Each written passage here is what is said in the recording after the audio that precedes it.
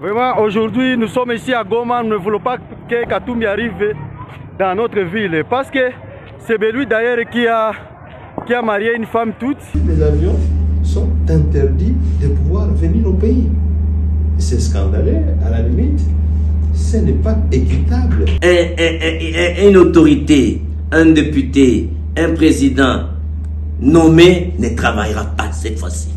Il y a parti démoniaque IDPS, bako kataka ba banderole, bako kataka ba biloko nyonso muke ba ya côté les misa pona ko sala campagne na ye 5 ans oyo asali le côté 5 ans oyo moyibi na moyibi et puis effectivement akobunda kaka na bilana ye. Moi je ne vois pas un autre adversaire devant Tshisekedi. Martin Fayulu est la première ministre. Quand Tshisekedi a un message à moi, il y a beaucoup de poisson. La coordination de l'équipe de campagne du chef nous a l'embouli. Je ne sais pas pourquoi, d'ailleurs, pour moi, ce sont des gens qui méritent une pendaison.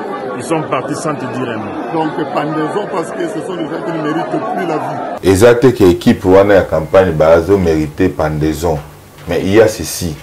Na yé moko mutazo le bana sous la malédiction. Tshisekedi a sali combien de voyages dans Boka? Pour le résultat, tu sais que dans ce voyage, mercenaires. Il a investi beaucoup d'argent sur les mercenaires. Il dit, Baza Bakoch, c'est ça, non? C'était la question qu'on lui avait posée. Il a investi beaucoup d'argent sur ça. Et même ces mercenaires-là, parce qu'il sait que l'organisation des élections, il va organiser des élections très chaotiques. Et ces mercenaires-là seront là pour faire quoi? Pour jouer rôle au Yambongo Foot à Bango. Et ces mercenaires-là, ils sont payés combien par mois? 10 000 $ par mois. Soudan a mis son foot à combien par mois? Incapable d'organiser l'appareil sécuritaire de la République démocratique du Congo. Abomi Zala pendant 5 ans. Incapable ne serait-ce que de bien payer les enseignants. Oh, il y a un salaire. Il y a une gratuité. Un monsieur monteur. Quand on vous disait ici que les messieurs ne maîtrisaient pas les notions de la res publica, les notions de la gestion de la chose de l'État. Vous savez comment il y a Bissot. Nous sommes aux élections, mais les ministres sont toujours en fonction. Et ces ministres-là, les ministres ont postulé. Ils battent campagne avec quel argent? Avec l'argent de l'État. Le vieux Tchèque est là où il est. Il plaît. Au moins, il n'y a pas de Kimbangu qui pas vite battre les méliers dans la campagne. Ma coque battre les méliers. Ce qu'on attend de qui a Tshisekedi. Détournement des deniers publics. Rétro-commission. Mbongo ya Ram. Insécurité dans l'Est. Milice IDPSien Mobondo. Des ministres de détourneurs. Des conseillers de détourneurs. Gestion familiale. Et Tshisekedi savait qu'il ne pouvait jamais gagner les élections. Il savait que ce qui est dans l'élection avec Kabound va le compliquer la vie terriblement. Pour accepter la candidature, il y avait Moïse Katumbi, il fallait avoir quelqu'un au milieu de. Ce qui Martin Fayulu a maintenant qui positionne sur refus de l'élection. Maman Joël l'élection tu sais que dans soi, il n'a pas besoin de battre la campagne.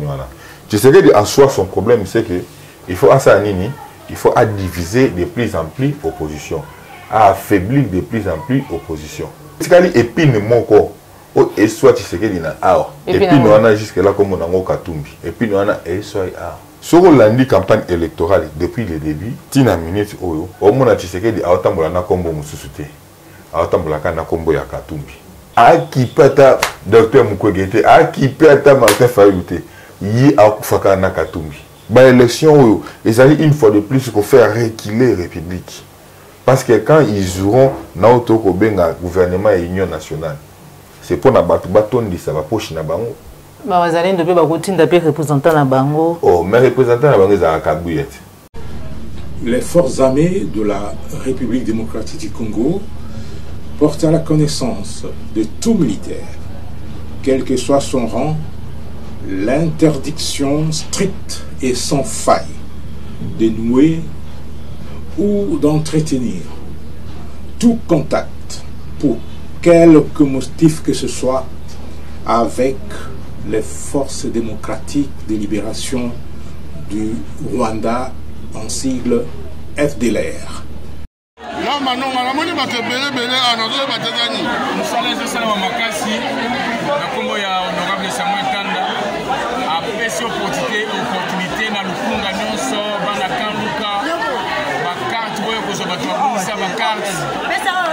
Et ça les mamboui. Candidat député Oya a lui na posé à bateau ba carte de l'éther na bango bungi to et mon anate. A qui a coopéré na CENI a payé $10 na carte moko. Jour ya élection ba a payé $10 à $10 ba voter. Ça dose ya corruption. Te na mami mako ça les mamans na biso to côté le côté. Peuple congolais a joie destiné na maboko. Ça c'est une occasion pour sauver la République. Mi binyo so ba iba bazongi sambongo botu na e. Bo wolola e. Ba promesse nyo sa sala ko kisa. Soka ka bandi ka promesse bo bandi mulo.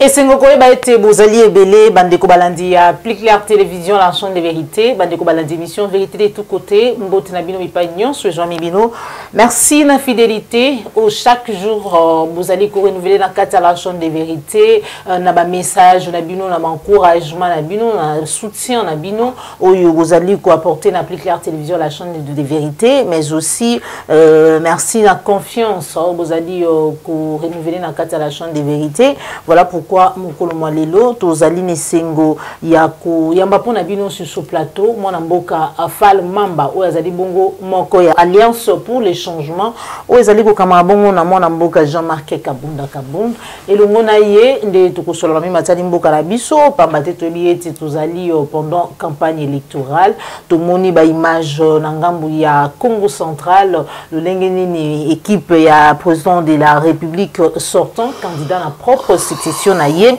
basili bongo ko saboter to ba ete campagne na Kipese et pas wapi moko ba IDPS satelite ete bazali ko mériter pendaison supposé malaise oyo fait du seke dia sali to komona ngo en image Moïse Katumbi quelques voix s'élèvent déjà bakobo ya boye inaye na ngambo ya Goma balobi azali na molonga ni azali tuti.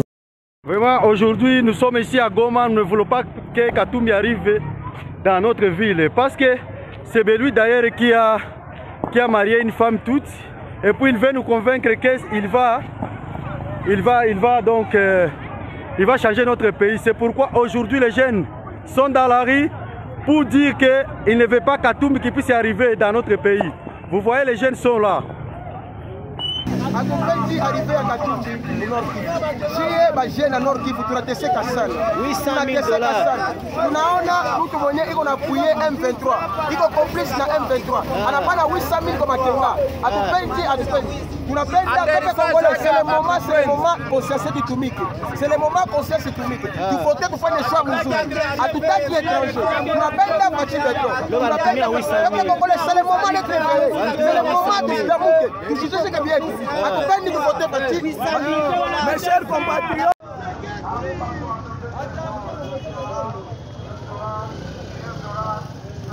Ouais. Batu abapendi arriver à Katumbi Nord Kivu, abapendi arriver Nord Katumbi c'est un étranger, il soutient totalement l'M23. Donc abapendi Katumbi on a jeune na lamuka, banakatala Katumbi donc abapendi Katumbi. Banapenda Fachi Beto. Abapendi Katumbi. Hatupendi boss Katumbi juu ya nini? Tunapenda hii tu kufanya show ya mzuri. Fachi Beto anatuonesha vitu vinavyo yaonaka. Anashusha masomo, gratuité inaingia. Depuis Gai tulikuwaka. Leo tunaona president Fachi Beto anarudisha vile. Na tunaona mamirage inapanda. Na leo Fachi anatuonesha kweli adui yetu ni nani. Hatupendi Katumbi. Première dame bibi Katumbi ni un étranger. Na Burundais. Bibi hatupendi arriver ke Nord Kivu. Ne voulons pas l'arrivée des mots. Hatupendi anafungiwa juu ya meme M23. Shie kijana ya Nord Kivu tunateseka sana. Watoto wengine wa UA shie tunateseka. Hatupendi arrive M23 Katumbi.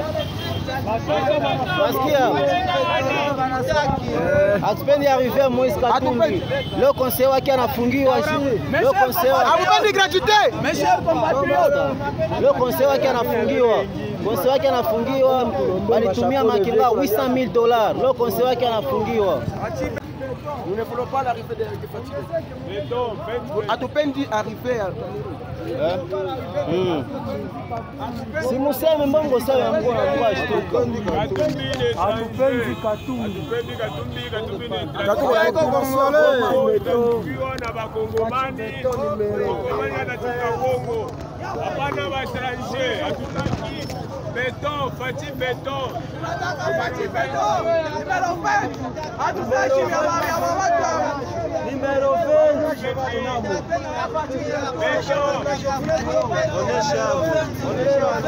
Fatih Béton, numéro 20.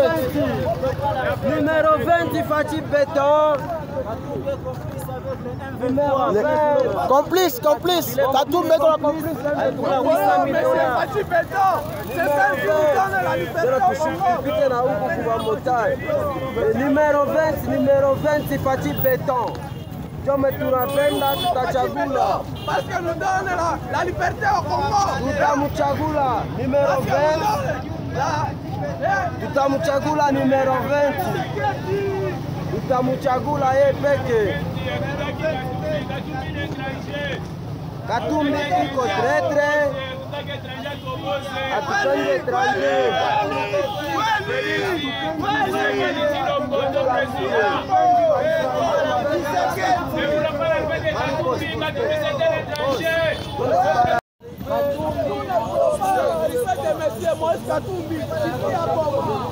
Nous ne voulons pas l'arrivée de M. Nous voulons Fatih béton. C'est celle qui nous donne la liberté au Congo. Nous ne voulons pas de ça. Nous ne voulons pas la guerre au Congo. Nous ne voulons pas la guerre. Nous voulons la liberté au Congo. Ouais, non. Le M23. Léo Manakamata conseiller qui a partir de 8 millions, 800 000 $. Donc, à tout peine, Moïse Katumbi qu'on complice ça dans M23. À tout peine M23. Peuple congolais, c'est le moment de faire un bon choix. Votez numéro 20, Fatih Béton. C'est le moment de faire un bon choix. Tout on a besoin de venir à Congo. Moïse Katumbi ni M23. Il qu'on a complice dans M23. À tout peine Moïse Katumbi. Moïse Katumbi est complice dans M23. Nous ne voulons pas M. Katumbi. Nous ne voulons pas M. Katumbi. C'est pour cela au Nord Kivu. Nous ne voulons pas son arrivée. Madame Anakoro pour Kenga na 800 000 $. Na 800 000. À tout peine Katumbi. Katumbi est mon possession.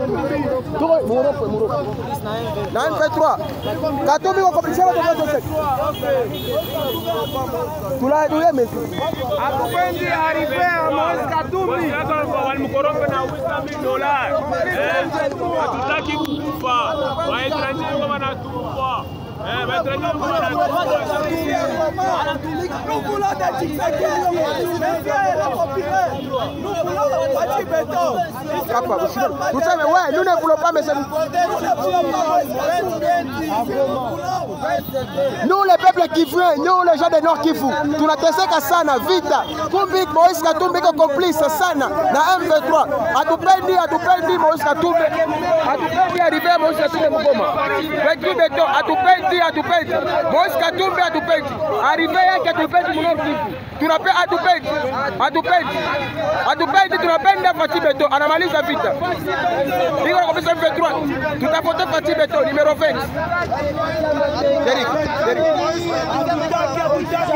On a parti à Makenga 800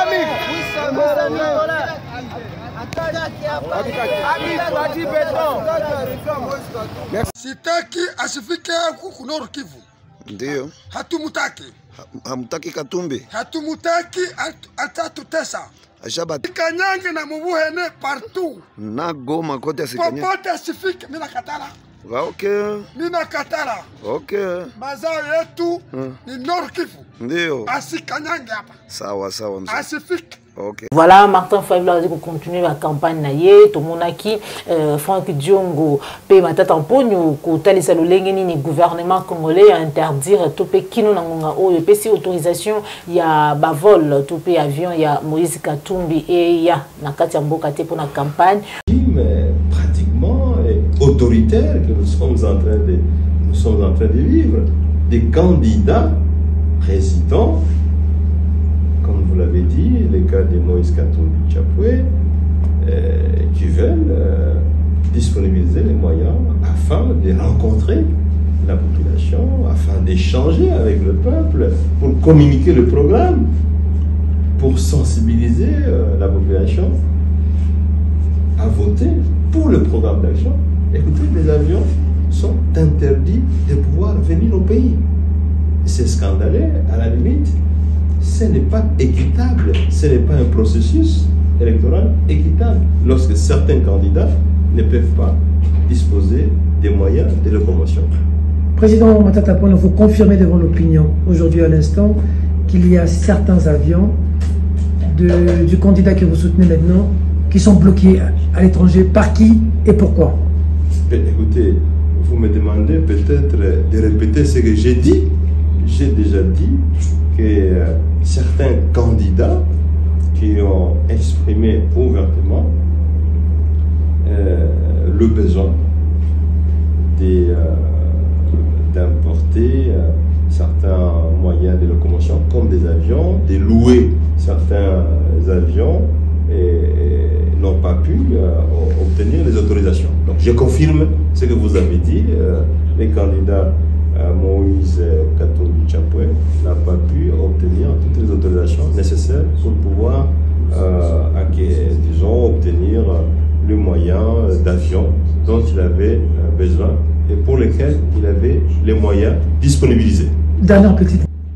La vérité, la volonté telle qu'exprimée au cours des urnes, le vote ne peut qu'être défendu. Ça, vous êtes dans les questions des modalités donc pratiques. L'enjeu d'une élection, Peter, c'est l'acceptation ou le rejet du résultat. Un résultat octroyé sera rejeté. Et une autorité, un député, un président nommé ne travaillera pas cette fois-ci. Et par rapport au respect de la parole, respect de la parole, ce que vous dites aujourd'hui, qu'est-ce qui garantit que vous allez l'appliquer demain par rapport à ce que nous avons vécu sur le régime Tshisekedi? La politique, Peter, a une dimension éthique. Il y a des valeurs et des principes qu'il faut respecter. Ceux qui dirigent aujourd'hui, je dois faire une mise au point. Ils se sont écartés de la nuit du combat du père Tshisekedi. Moi, comme compagnon d'Étienne Tshisekedi, je suis bien placé pour vous dire, et je l'ai toujours dit, une des raisons que nous sommes séparés avec Félix Tshisekedi, il a quitté la lutte de son père. Et j'appelle à tous les Tshisekedistes, Étienne Tshisekedistes, de ne pas voter pour celui qui a trahi les combats de son père. Donc, il ne faut pas comparer ceux qui ont trahi la ligne du père comme s'ils incarnaient le changement. Non. Ils sont dans la ligne de la continuité. Nous sommes dans la ligne de la rupture avec le passé pour amener une alternative crédible, c'est-à-dire le choix du vrai changement. Lui et son régime, ils se sont inscrits dans les cas de statu quo. Nous sommes dans les cas du changement réel et vrai. Voilà la ligne de démarcation. Merci. Donc la parole sera respectée parce que nous sommes attachés aux principes et aux valeurs. Nous vous remercions. Merci, Président. Wanezali Masuroto sur la émission Nabiso Mukolo lelo situation sécuritaire ya République démocratique du Congo boye ya madame Oyazali Bongo chargé ya renseignement américain na mboka na biso akutana ki na Paul Kagame pe akutana ki Bongo na Félix Tshisekedi ni sengeli tozela pambate to monaki communiqué ya FARDC Oyazali comme interdire mapinga na mboka na biso na niveau nyonso interdiction ya kozala contact na bayi F de l'air. Et voilà, docteur Denis Mukwege a lancé campagne naïe samedi 25 novembre na Bukavu. Il est Bongo le numéro 15. Voilà, Moïse Katumbi numéro 3, Félix Tshisekedi numéro 20, Martin Fayulu Madidi numéro 21. Adolphe Muzito numéro 24 hein, et Dr Denis Mukwege numéro 15.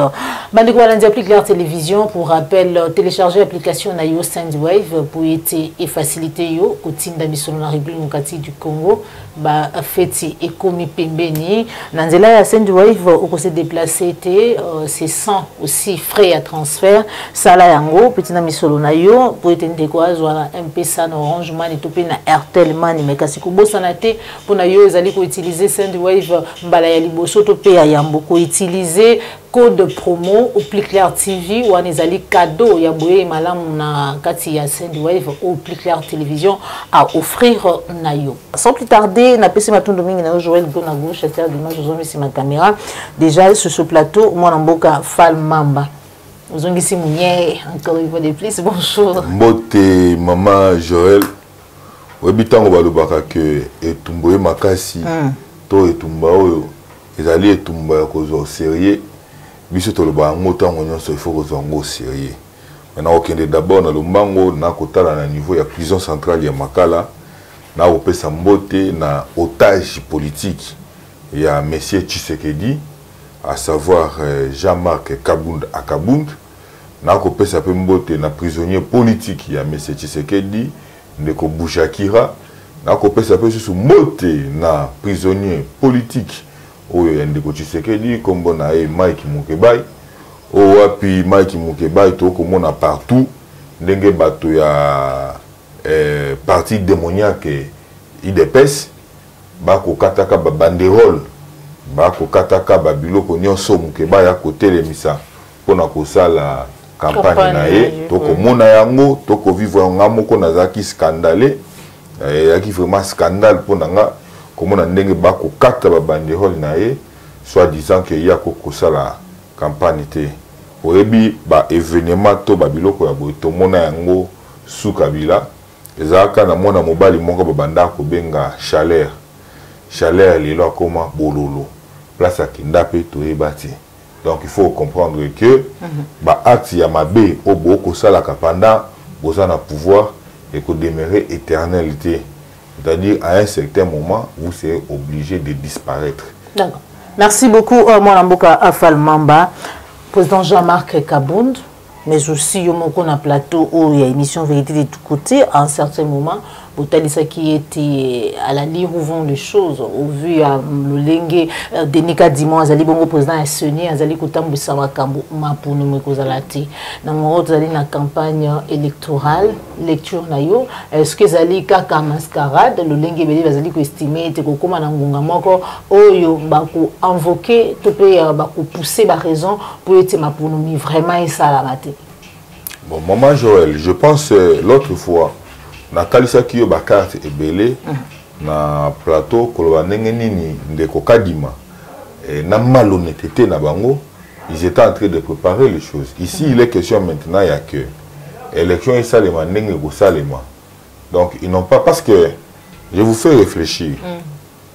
Ils se sont dit que ce baba kende na dialogue avant l'élection il y aura quoi? C'est-à-dire la partie prenante nyonso baoya ils vont imposer leur volonté dans des Tshisekedi.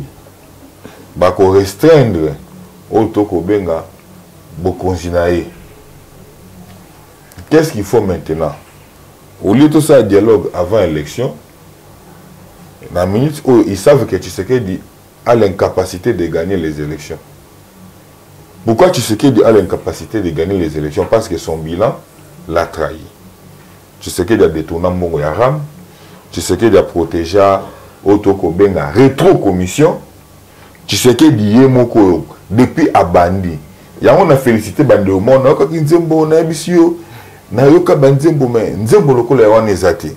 5 ans oyo asalié le côté 5 ans oyo moyibi na moyi wana mama bande ko parlement debout ya 5 ans oyo asalié le côté 5 ans oyo Chilombo moyibi na moyibi. Et puis effectivement c'est-à-dire tu sais que les autres bunda ils ont la campagne ba ko sala akobunda kaka na bilana yi Tshisekedi ne sait pas. Moi, je ne vois pas un autre adversaire devant Tshisekedi. L'adversaire de Tshisekedi, na Otoko Kende, c'est son bilan. C'est pourquoi bah, ça dit cartouche na bango parce que quand il maza militaire il dépêche. Bah ça dit cartouche na bango, ils se sont dit vaut mieux organiser élection autocobenga chaotique. Après l'élection chaotique, qu'est-ce que nous, à notre niveau, nous allons faire? Après l'élection chaotique, nous allons convoquer dialogue pour mettre en place gouvernement l'Union nationale, à l'issue duquel Martin Fayulu est la première ministre. Ah bon? Nous avons dit que nous avons dit que nous avons dit quand tu sais que nous avons dit que nous avons dit.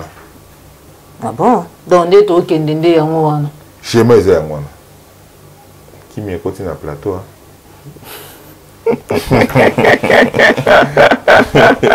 Donc, c'est un non, c'est-à-dire quoi? C'est-à-dire, au niveau de Bakino, il y a coucou dans le poisson. Il y a coucou dans le poisson. Mais c'est quoi? Pourquoi gaspiller l'argent? Il y a trésor public, il y a l'État, Pambate, Belé, il y a battre campagne Kino Lelo, il y a institution. Ba démissionné té yemoko fati to kozwango en image tout à l'heure popo la yombe soko kopé sa biso yango ya mona zongi na mwana mboka falmam.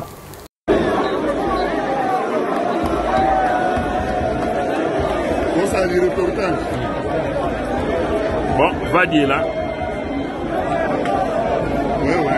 Et à la grande désolation, on a le bagarre parce que la coordination de l'équipe de campagne du chef nous a l'embouli. Je ne sais pas pourquoi, d'ailleurs, pour moi, ce sont des gens qui méritent une pendaison. Ils sont partis sans te dire un mot. Donc, pendaison parce que ce sont des gens qui ne méritent plus la vie. Ça, c'est mon point de vue. Merci. Et si ça ne dépendait que de moi, tout de suite, là, ils seraient tous cloués. Merci, le secrétaire national. Voilà, Yemoko Fati Olandi, c'est comme si frappe et bandit déjà dans Nzela Bayo Bazali na équipe ya campagne, yoki lolenge o mutuwa nazali koloba eti azo bazali ko mérité pendaison bakei balakité batiki magambo lolenge wana, est-ce que parce que bayebi ke et quoi boutir na ngo le côté, ce n'est pas pour le vote, c'est tout simplement mascarade moi resongolo paka. Maman Joël, exact que équipe wana ya campagne bazo mérité pendaison. Mais il y a ceci. Naïe moko mutazo le bana sous la malédiction.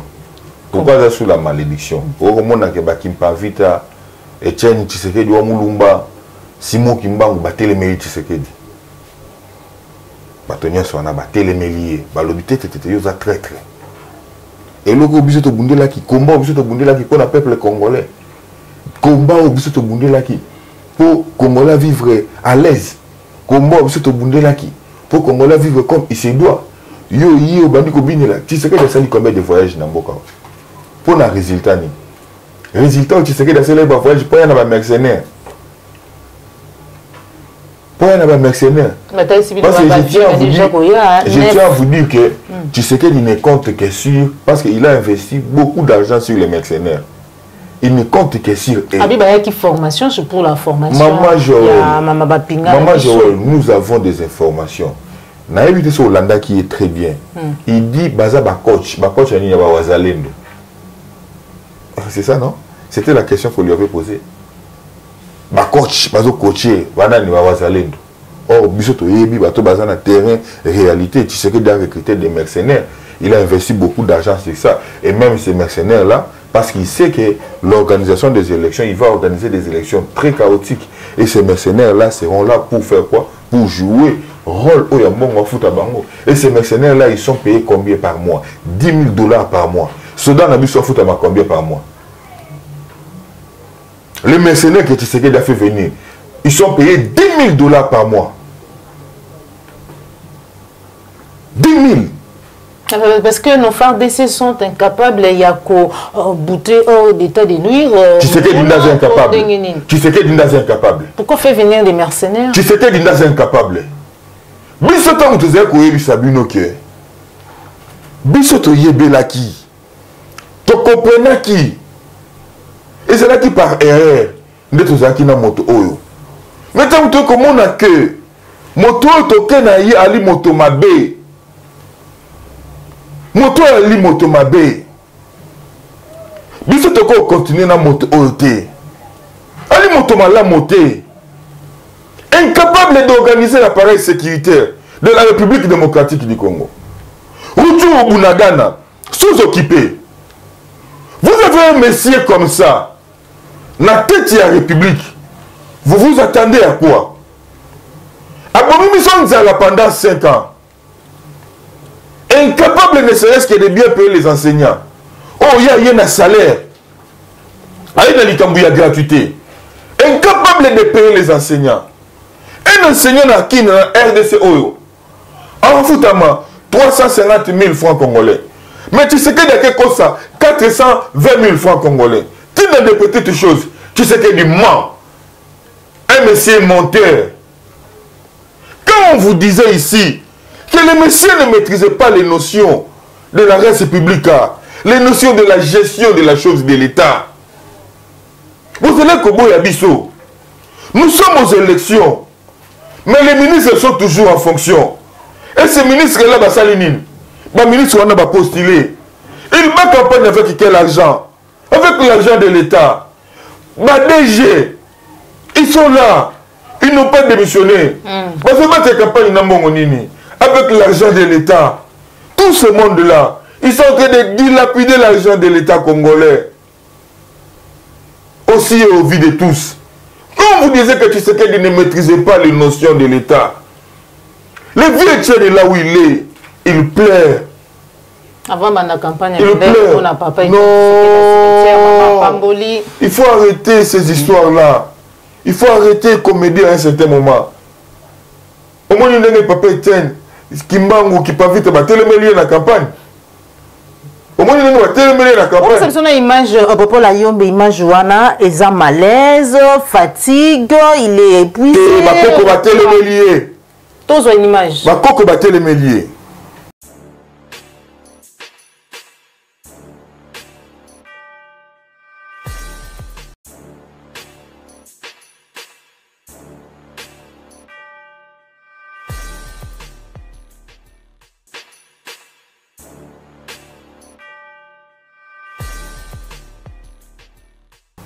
Voilà, tout le monde yango, ya yena komona bango na nzela ya ba tweet et autres, balobi na fait kin malaise tout à fait normal campagne pour le monde on dirait nzoto pe ya président Ekiti ya. Maman, makambo ya santé na de santé na état il sauté. Un monsieur incapable de se soucier, ça dit quoi? Motaloba mboka mo kufa kala, mais mutamo yeso 5 abino 5 ans. C'est pour consolider qui en fait déjà il y a ça saliwana beaucoup banayango to progresser pas mater ceux qui voter était bandeli ya Maman Joël ce qu'on attend ngelo ba qui ya Tshisekedi détournement à deniers publics rétro commission mbongo ya ram insécurité na est milice IDPS Mobondo. Oh Mobondo comment IDPS? C'est une milice IDPS créée par l'IDPS. Ok. Ça dit, si on a une continuité, mensonge. Comme au monde de la gouvernance. Diplomatie à complaisance. Désordre généralisé. Au sein, il y a l'administration, il y a l'État. Incapacité à gestion. Des ministres des détourneurs. Des conseillers des détourneurs. Gestion familiale. Ça dit bah qui il y a autre problème. Gestion familiale wana changoli na chango mupanzi mona mboka falu mamba. Gestion familiale. Tango toko kangana yo ke bande konenyo subaza mupanzi akatanga wana. Ndebo to ba copier mini akatanga. De tout le baté. Tous les frères de Tshisekedi sont na mini akatanga. Na mini akatanga c'est la famille d'abord. C'est eux qui font la loi. Surtout le baté. Pourtant, avant de la potinaliste sur Moninga, il avait dit quoi à Kabila? Il avait dit à Kabila, tous ses frères, Jeannette, Nani, Zoé, et tous ils sont en train de piller Mini à Kabila. Alors, le peuple sont tout moni bande konaye. To kangi bango na flagas de bazo piller Mini à Kabila. Biso peut ko yebisa ya Katanga. Biso peut ko yebisa ye. Christian Tshisekedi bande kono nyesu bango na kuna na Mini ya Katanga baza ko piller. C'est-à-dire ma copie. Maman maman Fifi masuka mais quand on soka kabo. Non le banangati. Ndenge balobaka kabo. Mais Fifi non le banangati. Non tanga comme la été.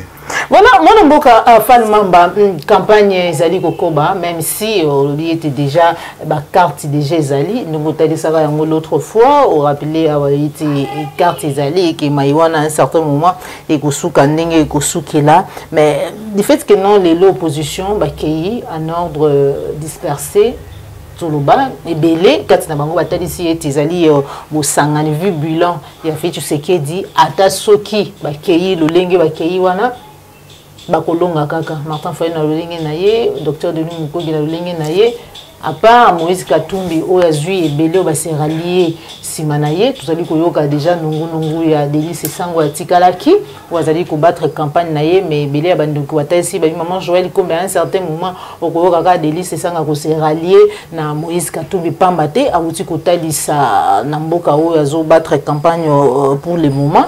Alors, ils vont finir par trouver un candidat commun, alors que déjà ma tata, la Simaratumbi, Franck Djongo, Seti Kuni, lecture nayo, c'est dit à quoi? Et docteur Mukwege a bandi campagne Kutuapi.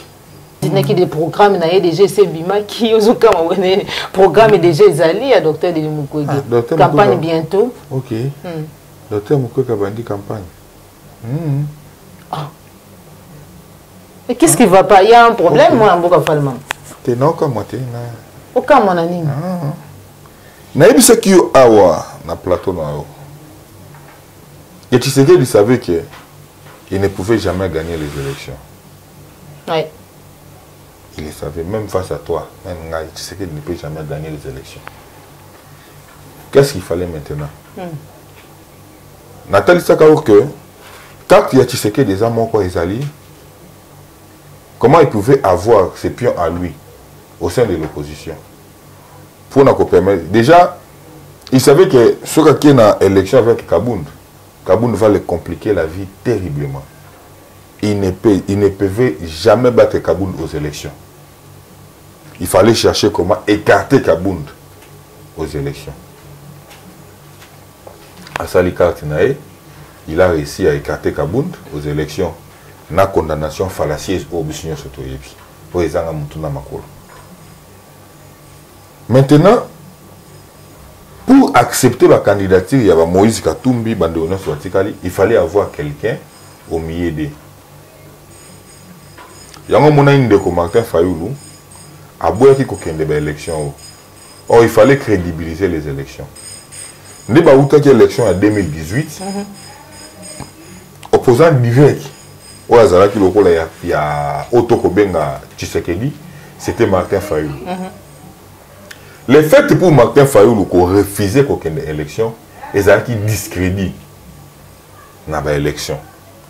Ce qui Martin Fayulu a maintenant qui positionne sur refus de aucune élection, maman Joël l'élection ce qui c'est pas un parti politique. Maman Joël. Ce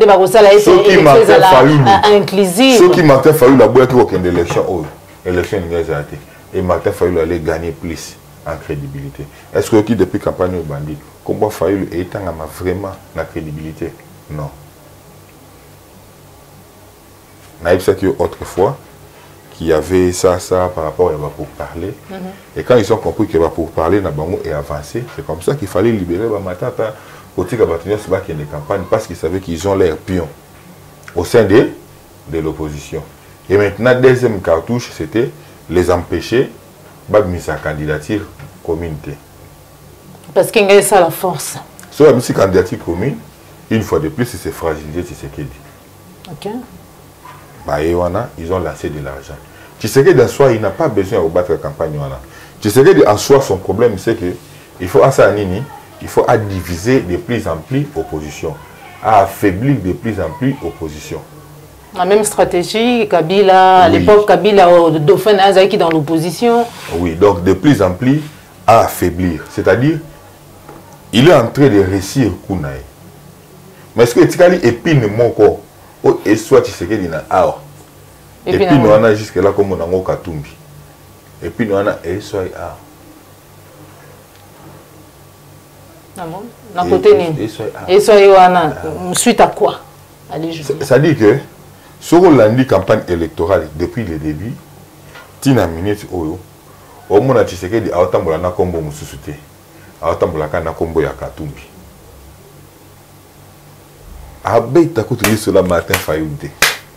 Abeta kutu cela Martin. Docteur les deux mon kogena bandi pété hein. Nabi depuis Tshisekedi a bandi campagne.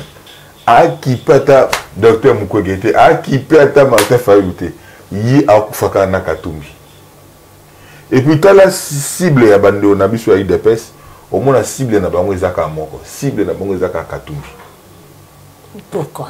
Ça dit au total déjà échéance au ndenge et pesama carte se jouer entre Katumbi et Tshisekedi.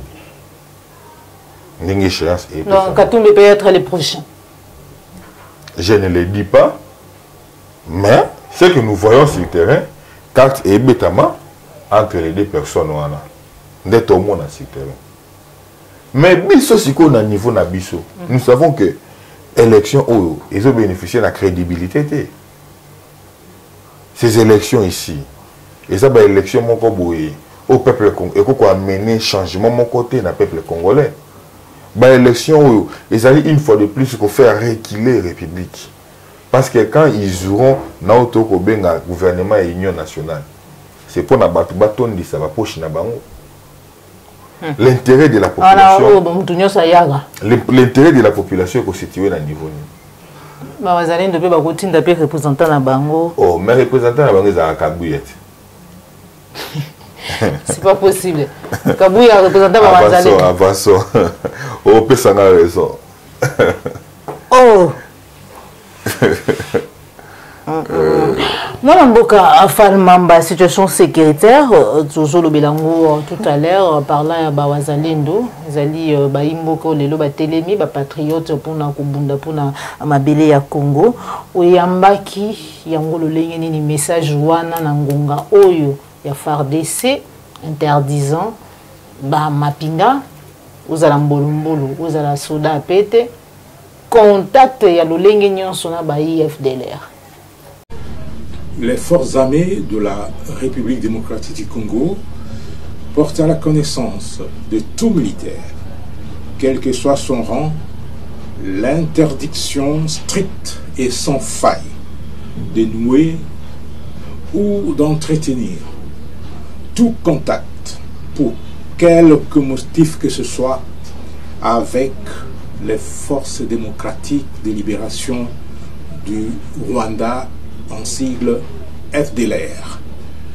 Tout contrevenant à la présente instruction sera mis aux arrêts et subira la rigueur de la loi conformément aux dispositions légales et réglementaires en vigueur dans notre armée. À ce sujet, le principe de tolérance zéro est désormais de stricte application. Nanya Bengisaka M23 na Kinshasa une fois aux affaires. N'est-ce pas ce Tshisekedi? Kabila déjà à l'époque na M23 a presque des faits. Mais mon tout il y a pas si bango sous souffle de vie, c'était qui? C'était Tshisekedi. Il y a même Kabengisa bango. Ba FDLR nanya pas si bango sous souffle, c'était Tshisekedi. Comment ma FDLR baza ba rebelle rwandais ba menasaka pouvoir ya Paul Kagame chaque jour ndenge ya cria Kabi bino de beaucoup entretenir bango donc au fait ça bingisa bango na mboka. Écoute, je vais vous dire une chose. Tshisekedi ensemble en collaboration avec Kagame bakoti awa Tshisekedi a permettre ba militaire rwandais bakota awa pour na bakende ko exterminer bande na bango ba FDLR. Qui ne sait pas ça? Basala opération wana. Il y a au moins une place où tu sais que les lois pour agommer et l'eau pour anater. C'est-à-dire quand il regarde, n'a pas ça été, on n'a pas ça été. Azole la biye na yenjambe kaka ndako kabula. Au kata makambo na bango mibale. Les sous bando solani na kamere. Ye Kagame. Babanda solani na Kagame na kamere. Papa ya yiba yoyo ya bana. Nifende ya koyoka ekoloba ete bakanda misusu ba Congolais bakoyeba bango par le fait que bakutanga kombo penza ya Kagame ete mais bo bazali ndinga na ye dernièrement tolandaki ministre hydrocarbures kotalisa lolengi nini Kagame abenga ye et tout Vital Kamerhe utoloba tout à l'heure mais non ba oya ye to payer moko abenga Paul Kagame hier frère tout à sachant maïnyonso oyo Kagame ya sali na mboka na biso des années to ba été des décennies lelo et komi esengeli na bato batanga kombo ya Kagame sokité bazali bato bazali bangona. Moi je te dis que tu sais que na Kagame basola kati lelo ti lelo na ebisiyo tu sais que na Kagame basola siko oya ko senga ka ba Congolais basala eza publicité ya Kagame to ndengeni mascara akanisa kwa mbale bato nyonso na je na yewana. Pour apparemment les sensibilités à Congolais comme combo ya Rwanda topé Paul Kagame. Ils ont une distraction. Pour na bato ba se concentrer na gestion na été. Pour na tous se concentrer comment ils allaient gérer mbokati. Ndali ko distraire biso na combo ya Kagame. Ba kopé kaka ce sont des amis, ce sont des frères. Ba solo laka. Qui dit Kagame dit Kabila. Qui dit Tshisekedi dit Kagame. Maintenant, Henri Magie, à vous écouté ça tout à l'heure, il était, bon, quand je dis tout à l'heure, il y a 2-3 jours que Dauphin, Toto Baeti, Pépère des Ozonga na Mobimba na yango, Bazozongi la COP Oya Bango, et puis dans le quartier du Congo, ils ont COP pour na Kabila na Baï PPRD, Pambate, Bosangani, Matata Mponi, Moïse Katumbi, et Tikali Kamerhe. Congolaises et Congolais, chers compatriotes, bonjour. Nous revoici à ce qui est devenu notre rendez-vous habituel. Les lois na yesu ko répondre na candidat Chilombo pour na ipsa ki yenga na nzoto na nzoto atie to tie coup circuit pièce contre pièce débat où il faut to sala na ngana ye ya mandat passé est-ce que azalaki élu to azalaki nommé nan to sali débat wana te na ozela toujours ce débat à la RTNC l'invitation est lancée candidat Chilombo yaka ko défendre mandat na yo ou expliquer ba Congolais que tu as été élu et puis on appelle à expliquer ba Congolais que tu as été nommé. Naebisaki yo nzeto ba matelaka ya mope ba kokitela okotaki par les élections bimapé par les élections. Donc je tiens à féliciter ici le premier ministre PPRD Matata Ponyo Mapong Nandenge à rejoindre candidature et à gouverneur et à grand Katanga PPRD Moïse Katumbi Chapoui. Tout ça cause la bongo ralliement il y a secrétaire général il y a PPRD Vital Wakalidingi Kamerhe aya ko rejoindre pour que la boucle soit pleine token de élection oyo na yebisaka bino na liso to betaka ya régime politique régime ya PPRD comment qui salité ba fongolaki ba tie régime ba tie mafuta IDPS mais mafuta ngozaki nango ya ngwanzu et bebi kaka na mandat moko ba fongoli yango lisusu ekwe PPRD za recycler eza ozonga na kati ya machine PPRD viva toujours répondre cop na biso na pete nyoso candidat Chilombo a poli déjà candidat Chilombo a ebisi ba kinoa ke na ye rien ne leur arrivera mais na otu na so candidat Chilombo afanda na Kinshasa afanda na Congo to afanda na mboka mususu bon to comprendre il a eu avion tellement souvent que il a passé plus de temps à l'étranger qu'au Congo mamwele na Congo a habité et personne ne l'informe candidat Chilombo tikanga na informé yo ba milice mobondo ba causer insécurité en plein Kinshasa. Et tu es incapable de remettre la paix ici, à Maluku. À moins de 4 km, la plus grande base militaire RDC, Kibomangu. Bakuluna na Kinshasa, n'en parlons pas. Insécurité, oyo bakuluna baosa na Kinshasa, nanto monamote depuis Kinshasa. Nous avons sabi que tout voté, rien ne nous arrivera. Vous allez nommer pendant 5 ans, plein pouvoir.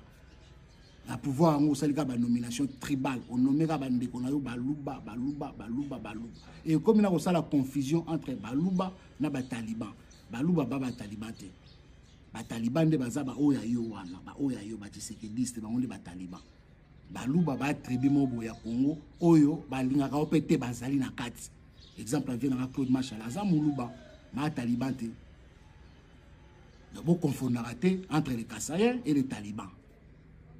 Baza des locaux distinct frontière na katikati eza munene. Ba milice na yo ya force du progrès ba causer insécurité na Kinshasa ko saranate. Je remercie les journalistes François qui posé des questions à savoir sur les cas, il y a des groupes armés, des milices qui sont formées en dehors de la FARDC.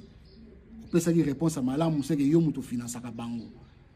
Ou reconnaître avoir violé l'article 190 de la Constitution. Donc, tant que tu seras jugé pour haute trahison. Film, on a gardé, on a avoué violation de l'article 190 de la Constitution, qui interdit à quiconque de former des milices ou des groupes paramilitaires en dehors des forces armées de la République démocratique du Congo. Wazalendo ozo fute o pesa mbongo na minduki. Ba milice oyo ministre na yo alors que nous formés partout, il y a autodéfense. Oyo Moïno Zag alors que nous formés, tu as reconnu en être le parrain. Donc violer article 190 de la Constitution, tu seras jugé pour haute trahison. Retenir yangonga Henri Majim na oyebisayo. Bato bakoya kokanga yo. Je serai à la tête de ces gens qui viendront t'arrêter. Ndenge yo kangaki nga, ndenge yo zo ko traquer nga, ndenge yo zo ko pimela nga na bana nga liberté na sécurité en RDC, je vais te traquer pareil. Et na ko kanga yo, je te le promets. Je vais t'arrêter pour avoir violé l'article 190 de la Constitution. Congolais et Congolais, Chilombo Soukarana Soukaranate accueilli à l'intermédiaire et à Didier Bundibou à Fouti. Bokechua ya mbongo pour empêcher Fali Poupa abeta concert na UArena. Pour nanini pour Fali Poupa aboya ki koyembela ye. C'est ça le sujet. Le kola Fali Poupa aboko yembela ye ndenge bomoni Félix Tshisekedi azako tia mbongo en jeu, mbongo ya trésor public, mbongo ya l'état pour traquer mona batu Fali Poupa. Toti ke la epetante Fali Poupa ko beta mbongo na yo ke mai ndenge bakino balia ki mbongo no ba stade te ndenge ba combattant ba kolia mbongo na yo. Fali Poupa ko beta soni na yo. Et puis ne mêlez pas Nzambe na makambo na buzoba. Nzambe alinga buzoba te. Nzambe alinga buzoba te. Ozo sala buzoba belé, ozo kotisa Nzambe na kata buzoba na yo.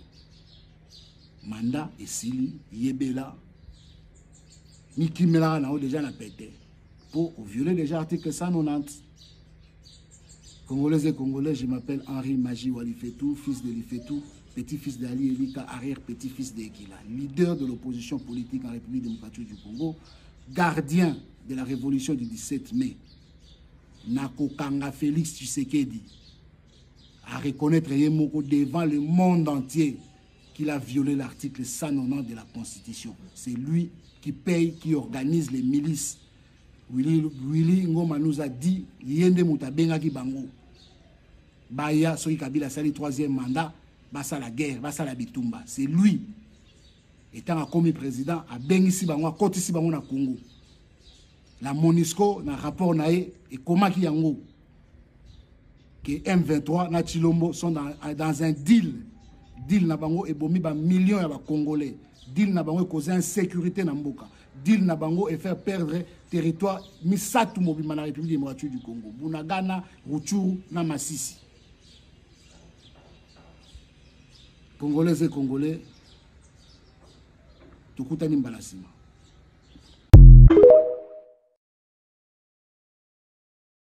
Bon, ndinga mbete kotangela nga kombo mutu wana te.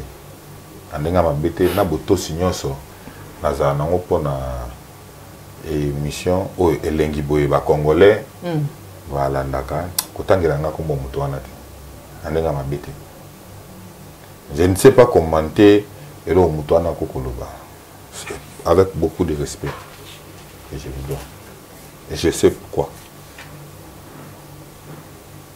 Comment na lelo alors que kino nangonga on a vidéo sur qui carte d'électeur na wezana no mobimba mais belé ba congolais bazana ba carte T. Les cartes nanga déjà c'est face à mal. Voilà, problème il y a duplicata mais tout le monde une vidéo en député à Union Sacrée a eu quand même responsabilité na place ya Seni pour te pesa ba congolais ba duplicata na ngambo ya Ngaliema.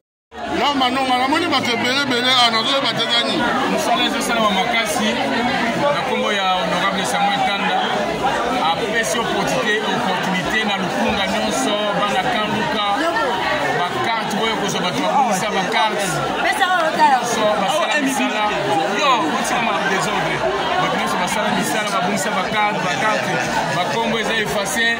Boya, on a payé voisin, donc c'est gratuit, donc commission combo ma carte, papa.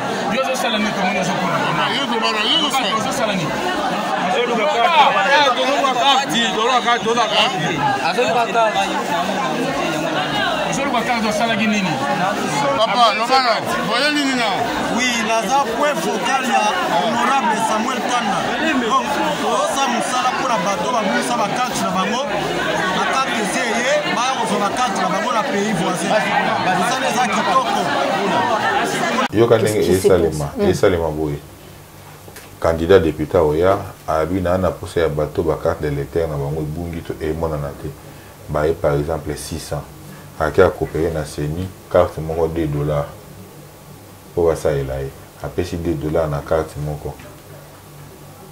Ba seli ba duplicateur à 6 personnes wana. Ye mo abombi yango. Jour ya élection ba apesi $10 à $10. Base là ba témoin na et puis ba voter. Ta dose de corruption. Ce sont des choses vraies. Et ça ne se fait pas que Angalie mande tout le monde en image. Et Angalie, au coup, on a dit que l'on soulève Angalie matin. Et ça, il m'a la montre, il m'a été mis ça tout. Na lingwala, Kominakin, Barumbu, Kasavubu, Kalamu. Mais ça, il m'a pratiqué ça à moi. Tant niveau il y a corruption. Tant niveau il y a corruption. Allez, tu me la comprends. Maintenant, nous avons beaucoup de situation sécuritaire. Il y a directrice, il y a renseignement national, il y a États-Unis, il y a Paul Kagame, il y a Félix Tshisekedi. Na objectif pour être les deux dirigeants, désamorcer tension. La partie est de la République démocratique du Congo, qui localité Mokokoyaki, na maboka ba M23 juste après. Toyoka été ba FARDC va récupérer qui yango. Maintenant, des démarches, négociations, accord, jusqu'à quand? Parce que déjà fait, c'est ce qu'il a dit, c'était Yena Kagame, Nzambe Kaka, Obelewa. Tu sais que Nakagame va sur la Nabamo. Ah, mais cette démarche-là, ça c'est une énième démarche, il y a réconciliation, topé à paix, Paul Kagame. Ce qu'on peut continuer, tu vois. C'est la mamie Marco Salima, on a vu tout côté de l'autre côté. Tout côté de l'autre côté. Parce que tu sais que les parrain, il y a des gens qui ont atrocités les Canada Est. Nous, on n'attend rien de tout ça. Le peuple congolais a un destin dans Maboko. Malgré l'élection qui est chaotique, ils doivent sanctionner Tshisekedi. Ils doivent sanctionner. Ça, c'est une occasion pour sauver la République. Merci beaucoup, Mwanamboka Falmamba. Cette Kikouni, Azali Kotel, ça a été dans plus ou moins 45 jours. Nous aurons un président qui a une très grande expérience en management. Et notre pays, à ce moment, a besoin de cette personne qui peut transformer tout ce qu'il a touché en or. Allié Moïse Katumbi. Adolphe Mouzitu pe sila ki kubanda campagne naye azali kotali ça été programme naye et vous allez financer na 300 milliards de dollars pour 10 ans. Voilà, pour 10 ans. Et voilà, bah de quoi la dit applique la télévision, tu rejoins une image de deux vidéos Adolphe Mouzitu pe c'est qui connaît réaction naye par rapport à candidat oye assez rallié naye, on se retrouve juste après. S'agissant de notre budget, si vous voulez, de notre plan de financement. D'abord, il est de 5 ans, plutôt 10 ans.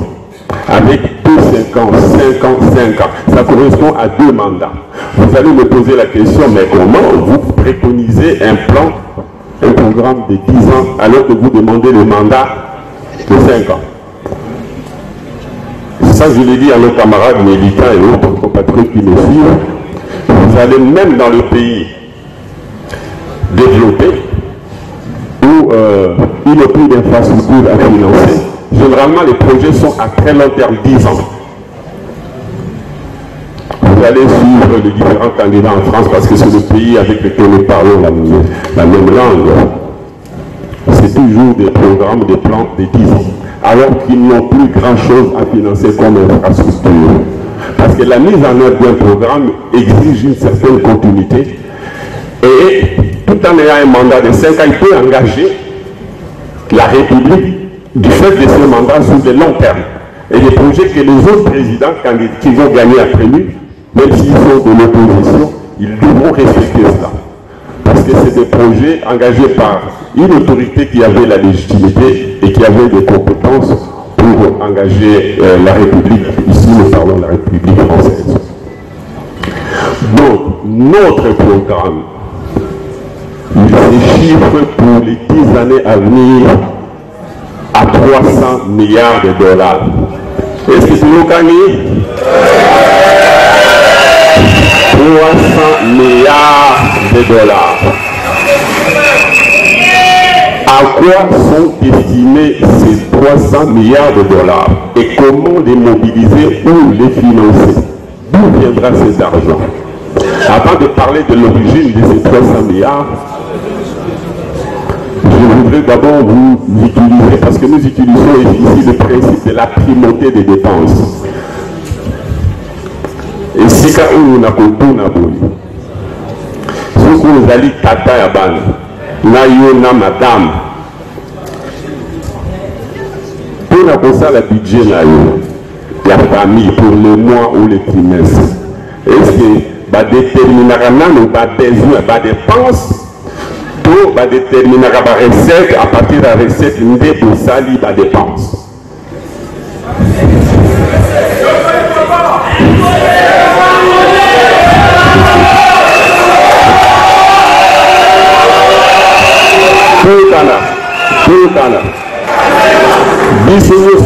La majorité pour les parents, on est à la tête de famille. Les principes, il y a budget de ménage, même au niveau de l'État, c'est la même chose. Est-ce qu'on détermine d'abord les besoins, on chiffre nos besoins sur le temps, ensuite on cherche les moyens qui correspondent à ces besoins, ou vous commencez, vous faites vos besoins en fonction des recettes que vous avez. Moi, je vous dis a priori, peut-être que ça viendra dans le débat. On commence par évaluer les besoins, la primauté des besoins. Là, ici, en vertu de ce principe, j'ai déterminé en disant que pour les Congo, pour les 10 années à venir, nous avons besoin de 300 milliards. Maintenant, ces 300 milliards, avant de te chercher à savoir d'où ça viendra, je voudrais discuter, vous dire que la problématique pour moi, pour nous, Nouvel Élan et Ndunda, était de savoir quels sont les besoins de ce pays-là, le Congo. Nous avons dit que c'est 300 milliards. Ça se répartit comment ces besoins? Une partie, c'est déjà de l'argent que nous avons et que nous avons chaque année, à partir des 2 dernières années. Et je me suis simplement rendu compte que, en disant cela, peut-être que je voyais l'avenir. Parce qu'aujourd'hui, je suis capable de dire que, ensemble, il y a une piste. Voilà. Merci. Pour les jeunes, pour la jeunesse, parce qu'il faudra rappeler ici aussi que vous êtes entrepreneur, vous êtes en politique, vous avez levé un choix. Qu'est-ce que vous pouvez dire à tous les jeunes qui vous suivent maintenant? Quel est l'avantage du choix que vous avez fait maintenant pour la jeunesse? L'avantage est que dans plus ou moins 45 jours, nous aurons un président de la République qui a une très grande expérience en matière de management, de gestion. Et notre pays en ce moment a besoin de cette personne qui peut transformer tout ce qu'il touche en or. Il a cette expérience-là. Je me bats pour l'amélioration des conditions matérielles de tous les Congolais. Et les jeunes Congolais sont les premières victimes du sous-développement. Je le dis toujours, nous ne vivons pas au XXIe siècle et nous devons intégrer le XXIe siècle. C'est un combat et nous avons besoin de quelqu'un qui a ses capacités. Et l'avantage que nous avons cette fois-ci est qu'il ne sera pas seul. Les candidats présidents qui ont décidé de l'accompagner disposent aussi d'une très grande expérience et ensemble, nous pouvons bouger les choses et le Congo ne sera plus le même d'ici quelques mois. Voilà. Merci. Félix Tshisekedi annonce sa présence dans le sommet de la communauté d'État de l'Afrique de l'Est EAC à Abuja, vendredi 24 novembre. La question du départ, topé prorogation, il y a force régionale et vous allez au rendez-vous. Mais pour Kinshasa, pour les Congolais, cette force doit partir d'ici le 8 décembre 2023. Bandeko balandi applique la télévision à chaîne de vérité awande toutier litono na émission na biso ya mokolo mwalelo émission vérité du tout côté autoza ki nesengo ya koyamba pona bino mwana mboka fal mamba elongo na ye de tosola ki mami mateli situation sécuritaire mais aussi campagne électorale pamba te tozali na ngonga ya mapunumi na kati ya mboka na biso nini oyo esengeli na bakongolo balandi yo ba retenir sur processus électoral oyo mwana mboka fal mamba pour finir. Et depuis l'élection, l'élection m'a bien lokola o ezate. Na ko senga ba kongomani nyonso ba kolanda vidéo oyo bisika nyonso Tshisekedi ya koleka boolola ye. Botu na mbongo ya ram. Boolola ye. Botu na yazongisa mbongo ya ram. Azongisa. Botu na ye mbongo o kamera ya ibaka ezonga. Botu na ye neni na kambi mboka mibi nyonso ba iba bazongisa mbongo botu na ye. Boolola ye ba promesse nyonso asala kokisa boolola ye soka ka bandi ka promesse bo bandi mulo soka ka bandi promesse bo a promettre na Kimpese était à silisa kuluna dans quelques jours à promettre peut to ya dollar et ko baisser parce que ba congolais ba yango na lobby basimba banini mifiniku ba bomba soka ka bandika ba promesse bo bandi beta binyo so mifiniku to place yo soleka soka Tshisekedi bandika promesse bo beta mifiniki bo beta banzungu bo beta po yo ka ke trop c'est trop bo beta bo wolola ye bo beta trop c'est trop ata so za na ndaku tata bino lelo la ke mikate lobi kuna mikate lobi na che papa yo ko chake. Merci beaucoup, Mouka Fall Mamba. Merci na baïnyonso. Bonjour, qui va courir à Kolanda Bisso, Joël Gola gauche à cette image sur ma caméra. Merci na journaliste Ndjadi. Merci na Popo Layombe. Merci na baïnyonso. Vous allez soutenir Plus Clair Télévision. Papa Jean Benza, Jean Bembe West, Papa Laurent Bo, puis Papa Laurent Bungunza. Baïnyonso, Oyo Bozali, Longona Bisso. On vous aime beaucoup. On se retrouve à très bientôt sur Plus Clair Télévision, la chaîne des vérités. Au revoir.